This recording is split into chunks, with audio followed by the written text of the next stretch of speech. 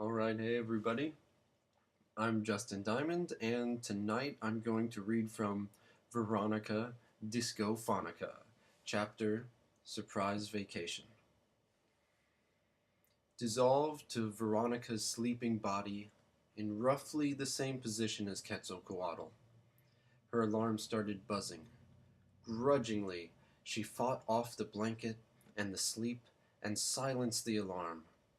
Even though she had just woken up, she still managed to look flawless. Her nipples poked out of lingerie that left little of her curves to the imagination.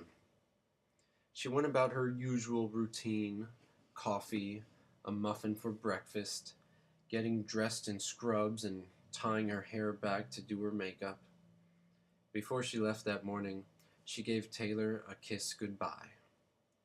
That kiss should have been his cue to wake up and start the fantastic surprise he had planned for her. But he was too tired from playing video games the night before to stir just yet. It wasn't until Veronica closed the front door that Taylor woke up. Today wasn't just an ordinary Friday. Today was the Friday where he was supposed to surprise Veronica, his girlfriend, soon-to-be fiancée, soon-to-be wife. He wasn't supposed to let her leave. She'd just walked out the door. Taylor threw off the covers and ran to catch her. When he got to the front door, he banged against it. She had locked it after she left. Damn Veronica's overly cautious ways. Months of planning were at stake here. All of it at risk for a simple locked door. After unlocking it and trying his exit for a second time, he made it outside, just in time to see Veronica's car driving away. He raised his hands and shouted, but it was no use. She had gone to work, and he was standing outside in his underwear, looking like a crazy man.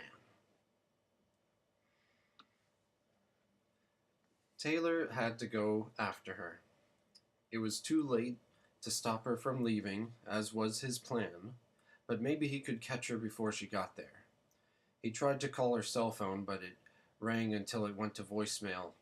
He knew that she often had it on vibrate and in a bag where she might not notice the missed calls until her lunch.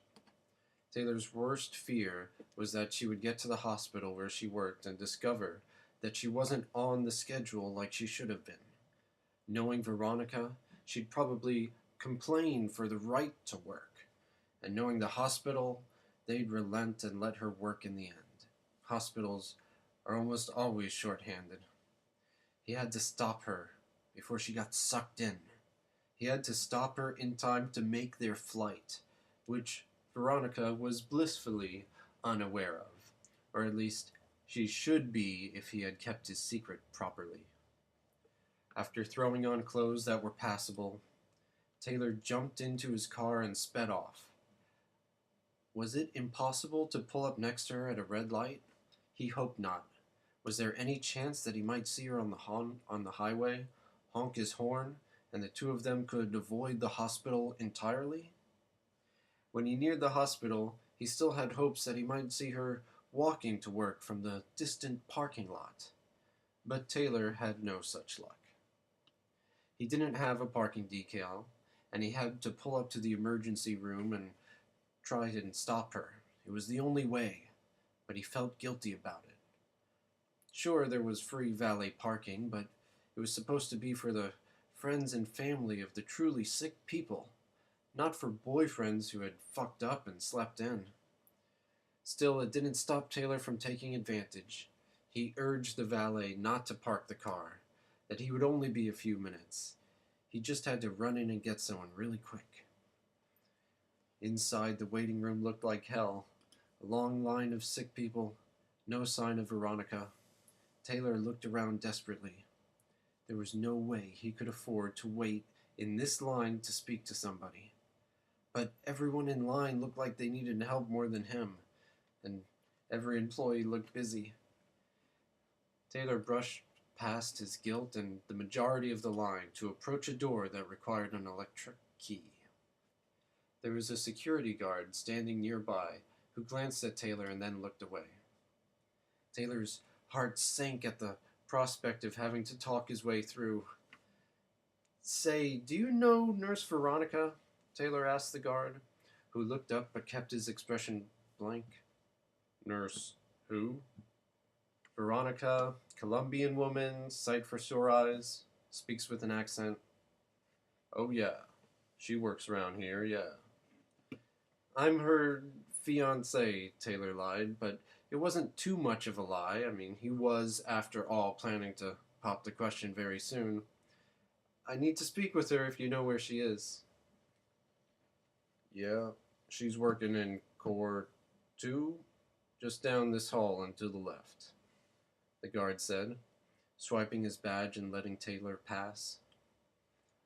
Veronica was in Core 2, all right, past stretchers and doctors, under fluorescent lighting, in the company of nurses, looking like she was pissed. She was talking to another woman, also in scrubs, and probably the head nurse. This woman had her arms crossed and was frowning as she shook her head. Veronica was gesturing wildly, filled with rage and emotion, like only she could. But this is no right. I'm on the schedule, Veronica said as Taylor approached. The head nurse saw Taylor and lit up. I'll let him explain, head nurse said and walked away. Veronica's jaw was on the floor.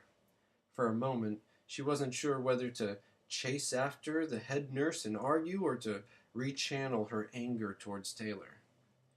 Relax, sweetheart, it's okay. I did some finagling behind your back and I'm sorry. You weren't supposed to leave the house today. Taylor, you don't understand. She no let me work. No, you don't. I took the week off for you. It was supposed to be a surprise. We're going on vacation. A surprise vacation. I've been planning this whole thing out for months.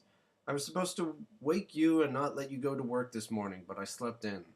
I'm sorry. You took the days off of work? What? How did you even... Wow, Veronica said. Some of the other nurses were staring now. I've been planning this forever. We've got to go. We'll be late. We'll miss our plane. A plane? We're flying out this afternoon. I made all the arrangements. I can't believe you, Veronica said and hit him a few times as her understanding finally sunk in. I love you too. Now let's get out of here before they make you work. We can go straight to the airport. Oh no. I don't care how much planning you do. I'm going to pack my bag. And change my clothes. And makeup. And I need Xanax. And I can't believe you. Veronica added. Where did you park? I'm right up here, if the valets listen to me. Good. You're gonna drive me to my car too, Veronica said. Thanks for listening. I'll see you next time.